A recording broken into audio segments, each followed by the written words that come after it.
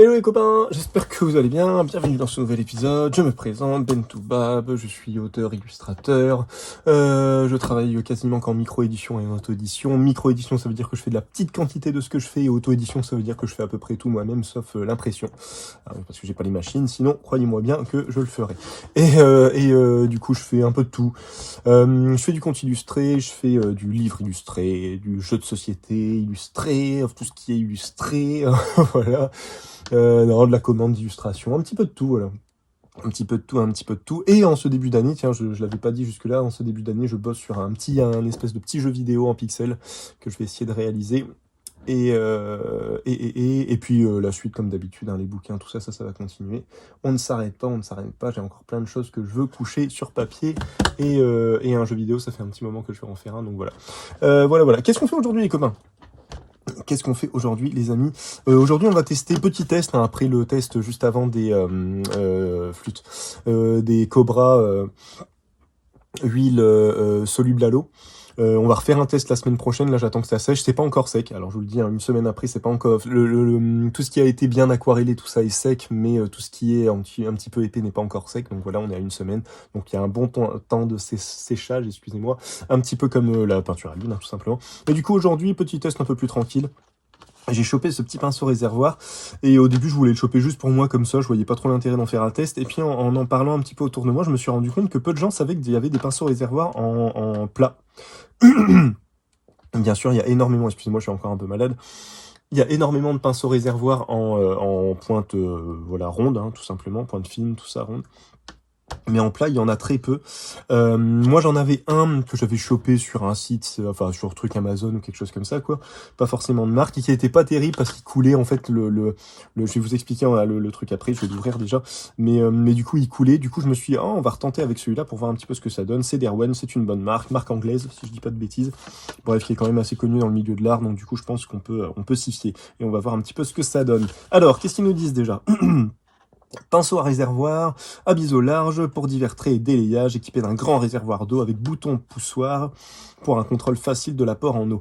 Idéal pour un usage combiné avec des peintures et des crayons hydrosolubles. Portable et pratique pour un usage à l'intérieur comme à l'extérieur, muni d'un capuchon protecteur, l'embout en fibre de nylon durable garde sa forme et préserve la pointe pour une utilisation en continu. Étanche et confortable à l'utilisation. Ils disent rien d'autre, 10 mm. On est sur une pointe... je vais y arriver. On est sur une pointe d'1 centimètre. Ah, ça commence bien. Si je le tire de ce côté-là en même temps, c'était sûr. Hop. On va essayer de pas de l'abîmer dès le début, hein, si c'est possible. En effet, on est sur un truc bien large. Hein. On est sur une belle largeur. Synthétique, hein, toujours. Le pinceau réservoir, pardon, c'est toujours du synthétique.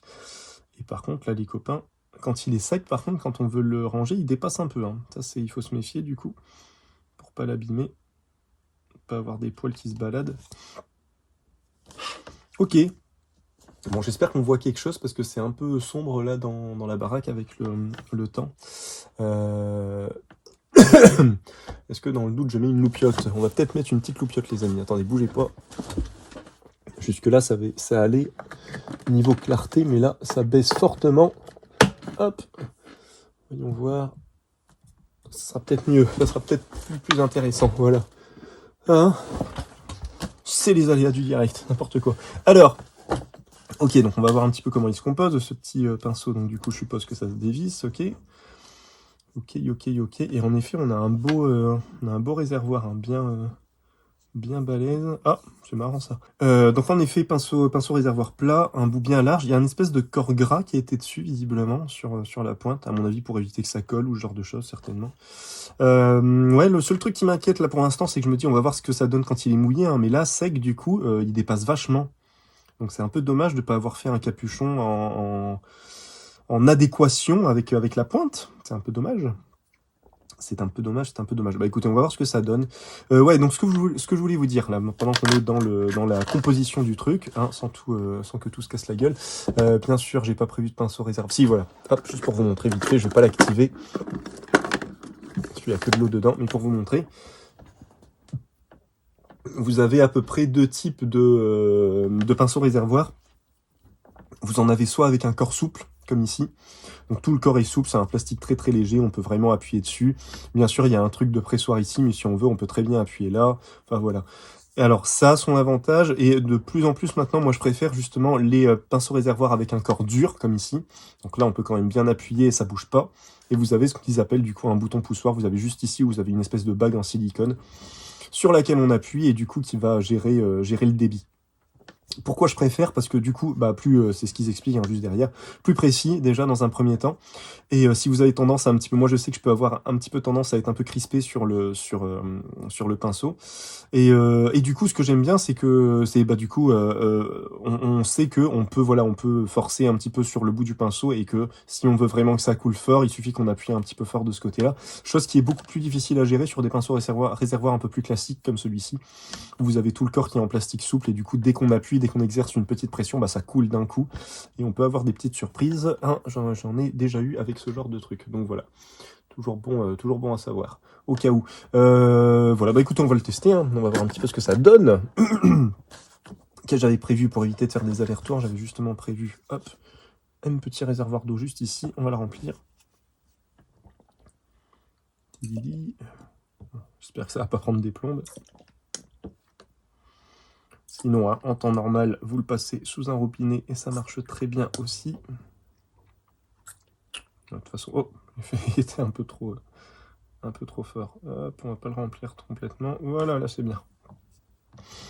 Je l'ai peut-être même un peu trop rempli, je crois. Ouais. Hop.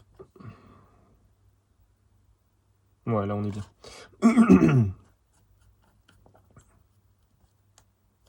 Bon, j'avais encore de la marge, mais bon, comme ça au moins, on voit. Alors, hop, petit mouchoir, heureusement. Hein. Tac, tac. Testons ça. On va revenir sur les carnets de chez SMLT parce que je suis revenu un petit peu dessus et je me suis rendu compte qu'ils étaient quand même pas mal, donc je me suis dit hop, on va continuer à bosser un petit peu dessus.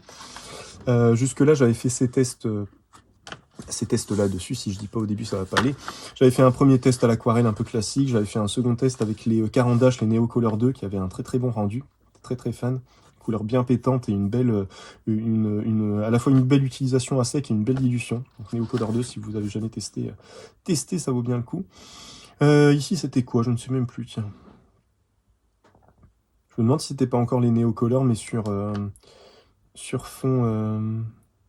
sur un fond un peu plus travaillé pour voir justement comment les couleurs claires se superposent là-dessus. Du coup, très très bon aussi, hein, très très intéressant. Là, c'était le Tradio, qui était un stylo très très intéressant aussi. Puis voilà, hein, tout ça, tous les tests comme ça, vous pouvez les retrouver. Là, c'était le test avec l'essence de térébenthine, avec l'essence de pétrole, pardon, avec les crayons de cire. Le rendu était vraiment intéressant. Hein. Le rendu est vraiment, il y a vraiment des trucs qu'on obtient, qu'on n'arrive pas à obtenir à l'aquarelle. C'est une dilution différente, vraiment, vraiment sympa à utiliser, je me suis bien amusé dessus. C'était sympathique. On va faire déjà un premier test, juste comme ça pour voir un petit peu la largeur de trait, hein, comment ça marche et tout ça. On va déjà bien l'activer, hop, on va presser un petit peu pour que l'eau elle coule et qu'elle imbibe bien tout. Hop, là on voit bien de toute façon, hop, on voit bien que ça coule bien là. T'inquiète pas. Donc déjà, il y a une bonne... Il y a une, une dilution bien homogène. Parce que ça coule de là, ça coule sur le côté. Donc ça, c'est bien, ça ne coule pas que d'un côté, ce qui pourrait arriver avec un pinceau un petit peu dans cette idée-là. Et même s'il est imbibé, les copains... Ouais, on peut... Alors tout pile, mais il sera préférable, à mon avis, de faire un premier coup comme ça pour pouvoir le rentrer en étant sûr de ne pas abîmer la pointe. Ce serait un peu dommage. Par contre, il est bien large. Je sais pas si on peut le voir à l'écran, mais du coup, il est bien large. On est bien sur quoi? Sur 3-4 mm d'épaisseur, de largeur comment on dit ça? D'épaisseur, hein, tout simplement, d'épaisseur. Et par contre, ouais, en largeur, on est sur du 1 cm de ce qu'ils disent. Mais alors, ce qui est bien déjà, c'est que là, ce que je remarque par rapport à ceux que j'avais avant, c'est que du coup, ceux que j'avais avant, comme c'est alors c'était pas de marque déjà, mais surtout à mon avis le corps mou faisait qu'à peine on appuyait, à peine ça s'imbibait, et du coup on avait quelque chose de toujours très très imbibé d'eau. Donc du coup, c'était pas top, quoi. C'était bien pour du fond, mais si on a envie de travailler précisément avec, c'est un peu dommage. Bien sûr, l'idée, c'est pas non plus de travailler précisément avec ça, mais moi, vous me connaissez, j'aime bien avoir un truc avec lequel on peut avoir pas mal de polyvalence. Alors, allons-y. On va essayer de verser un petit peu d'eau. Hop. Hop.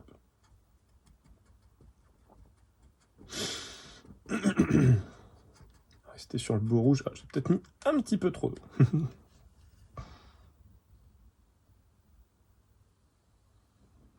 Là, forcément, c'est très léger. Il faudrait que j'en refasse un avec un truc un peu plus imbibé.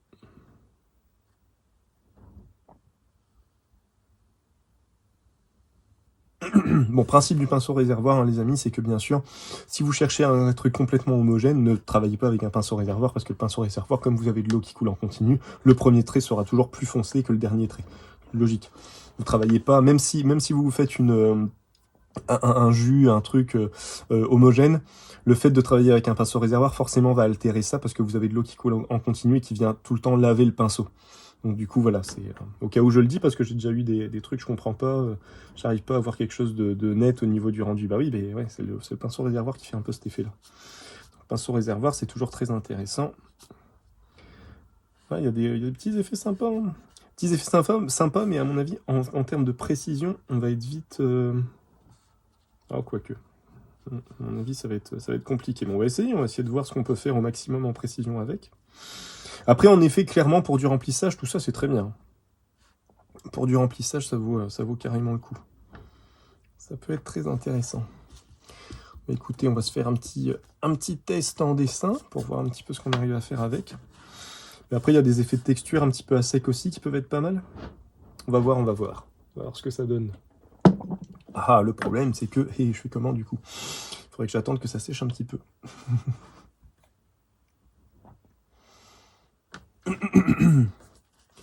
Puis après, bien sûr, hein, hop... J'en ai aussi qui me demandent de temps en temps comment je fais pour laver mon pinceau. Bah, en fait, vous avez un mouchoir à côté, puis vous faites couler l'eau, tout simplement.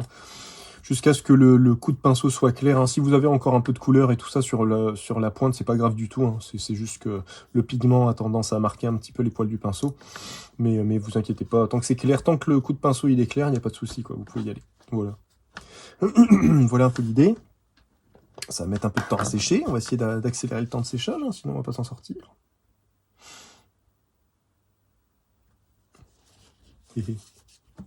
Ou alors attendez, si je le bosse à sec, ça peut être pas mal de... Essayer de le reticuler un petit peu pour vraiment le faire sécher plus rapidement. Hop.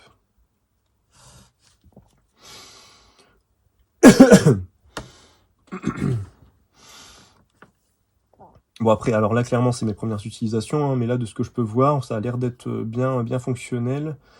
En effet, on a un bon réservoir, à mon avis, on doit bien pouvoir tenir avec. On va voir, tiens, là je l'ai rempli une fois, j'ai fait, allez, ouais. J'ai mis pas mal de flotte là et j'ai fait quelques traits. On va voir au niveau du dessin. Il était rempli jusqu'à la fin de la baille. Donc on va voir ce qu'il nous reste à la fin de cette session pour voir si ça va ou pas. Je pense que en plus sur ce petit format là, je pense que ça va pas changer grand chose. On devrait avoir encore une bonne réserve d'eau, mais sait-on jamais, sait-on jamais. Je meuble, hein, les amis, hein, je meuble. Il faut bien le temps que ça finit. Ça m'énerve parce que lui, j'ai pas envie d'y toucher, il va mettre une plombe. Il va mettre une plombe à sécher. J'allais dire, ou alors sinon je prends un autre... je pars sur un autre bloc en attendant. J'inverserai au prochain test. Qu'est-ce qu'on fait?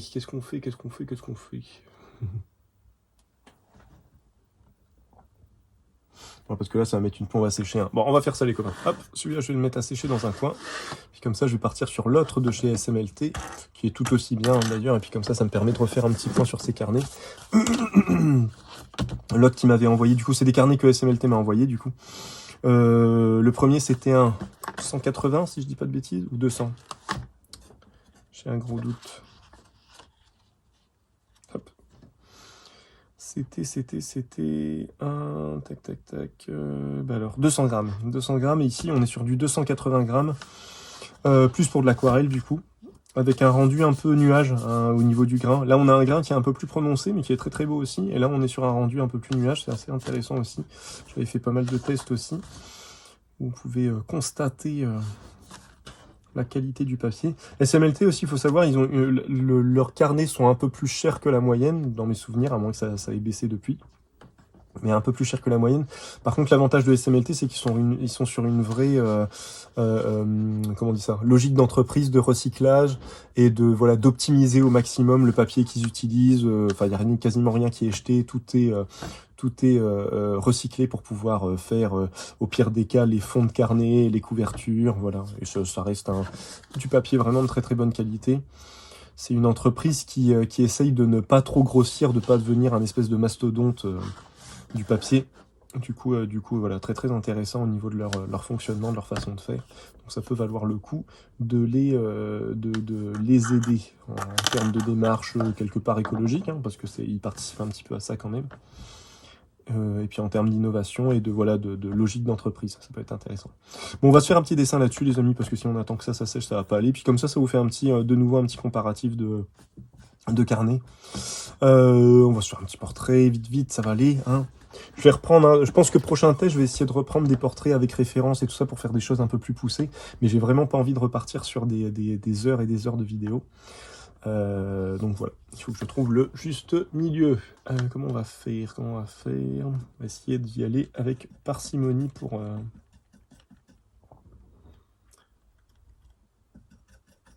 Je vais y arriver. En ce qui concerne l'eau, pour pas en mettre partout. Qu'est-ce qu'on peut se faire pour changer quand même? Je vais pas refaire une tête d'invisible, hein, j'en fais assez souvent comme ça.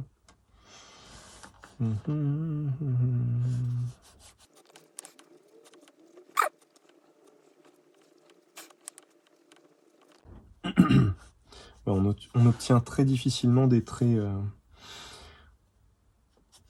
fins. Ça part quand même très très vite en 3 mm, hein, tout ce que j'avais dit, 3-4 mm au niveau du trait. Donc c'est logique, hein. À chaque fois je me tire une balle dans le pied hein, quand je fais ça, parce que essayer de travailler en finesse avec un pinceau de ce type-là.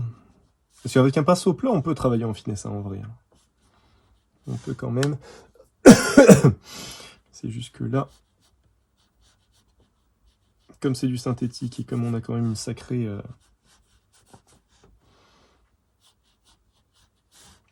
largeur une sacrée épaisseur de poil, forcément, c'est un peu plus complexe. Mais on arrive quand même à obtenir un truc. Hein. Puis il y a une belle touche quand même, une belle nervosité du pinceau, c'est quand même pas mal. Bon, je l'ai pas du tout centré. On va essayer de centrer, de céder des cheveux pour mieux centrer le truc. Hein, je m'exprime très mal. Pire que d'habitude, dis donc. Ouais, alors attendez, c'est intéressant par contre. Parce que là, je vois ce qui se passe en fait, c'est que quand j'appuie pour avoir de l'eau, quand le pinceau est bien sec, je sais pas si ça va se voir là. Alors logiquement si, justement, hop. Je sais pas si on va le voir, je vais essayer de mettre ma main en dessous au cas où ça coule. Et du coup, en fait, j'ai l'impression qu'on a toute une petite réserve d'eau ici, où l'eau s'accumule quand on presse, et du coup, après, ça vient s'écouler au fur et à mesure qu'on donne des coups de pinceau. En donnant des coups de pinceau, on doit créer des ouvertures, en fait, ce qui fait que l'eau finit par tomber. Alors bien sûr, si vous pressez à fond, hein, comme ici, hein, voilà, ça finit par couler et par s'imbiber. Mais je sais pas si vous l'avez vu, du coup, mais c'est intéressant comme système. Attendez, je vais essayer de le revider complètement. J'ai vraiment l'impression que ça fonctionne comme ça. Voilà, là, cette partie-là, toute cette partie-là, elle est vide. Et alors, est-ce que vous allez le voir? Est-ce que vous allez réussir à le voir? Ça va être compliqué. On le verra mieux. Je montrerai ça en vidéo au montage. Mais du coup, voilà, on a toute cette partie-là qui s'imbibe. Et seulement après... Voilà, seulement après, ça coule. Mais du coup, après, une fois que vous avez récupéré l'eau, vous avez toute une petite réserve d'eau qui est juste là, qui coule en continu. Ce qui explique aussi que j'avais énormément d'eau tout à l'heure et que je comprenais pas alors que j'avais fait juste un petit coup. Et c'est bon à savoir, c'est bon à savoir. Vous avez une espèce de sous-réserve d'eau, c'est rigolo. C'est rigolo, hein. Il part en cacahuète tout seul. Bon, après, je peux aussi, avec le coup, là, j'ai justement donné un mouvement qui permet de rééquilibrer un petit peu le truc. Donne une espèce de mouvement vers la gauche, là. Histoire de pallier un petit peu à la tête que j'ai mal placée. Enfin, que j'ai mal placée. Après, dépend de ce qu'on recherche, hein, c'est toujours pareil.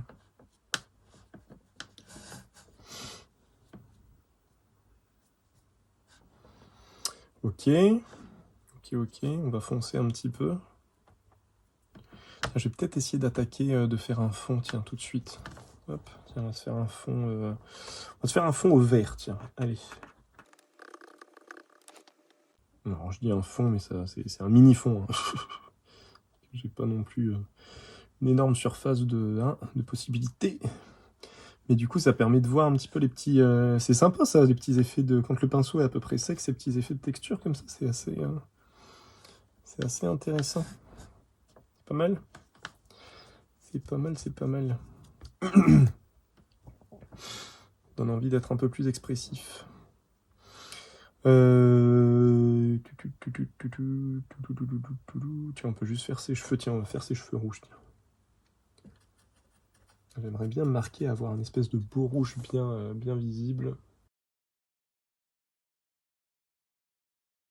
Bon, et puis de temps en temps, on arrive à avoir des traits quand même assez fins. En fait, il faut vraiment jouer sur la vivacité du trait un peu. Ouais.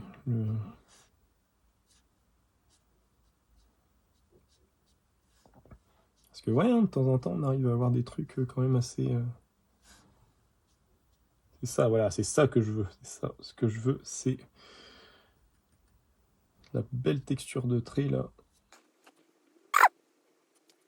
Limite, il faut pas que je le dilue, en fait. Il faut que je le pose à peine j'ai touché le truc... hein, le godet, il faut que je le pose.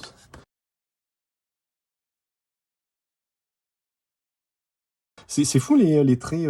je sais pas, il faudrait que je trouve comment le prendre, du coup, pour avoir des traits aussi fins. Désolé, je parle un peu de tout en même temps. Là. Je vais arrêter parce que je vais lui faire un truc complètement ébouriffé sur la fin.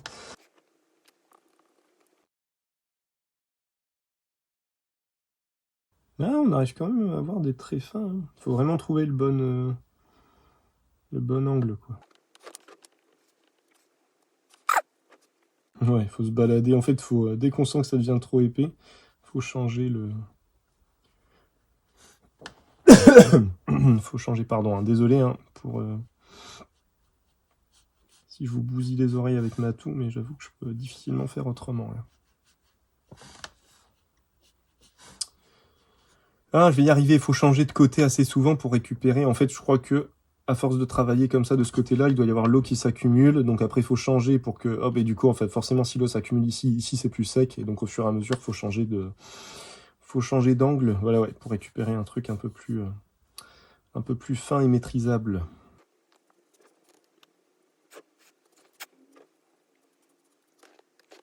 Je vais peut-être repartir sur du... Hop. Alors, c'est ça un peu...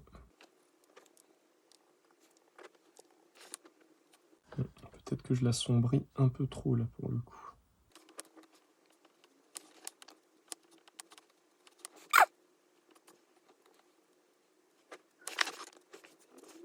Bon, c'est vraiment un petit portrait basique, hein, mais c'est juste pour voir au final, ouais, à certains moments, on a quand même la possibilité de travailler de manière assez fine. C'est très expressif, voilà, c'est le mot que je cherchais. C'est un pinceau du coup qui permet vraiment d'avoir un trait hyper expressif, du coup bien chargé en aquarelle. Ouais, tout de suite, ça a beaucoup plus de pouvoir, quoi, de potentiel.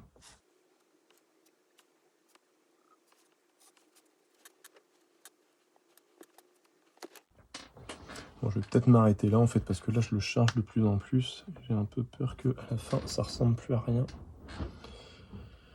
Puis je pense qu'on a bien compris bien compris l'idée. Je vais juste essayer de retravailler peut-être un peu le fond. Ah voilà, c'est ça que je voulais un trait un peu plus épais. Non, je commence à un peu trop le marquer là, il faut que j'arrête. C'est dur, hein, des fois, il y a mon cerveau qui me dit on arrête et j'ai ma main qui continue. Je sais pas si ça vous le fait, mais... Ouais, j'arrête. J'ai dit j'arrête.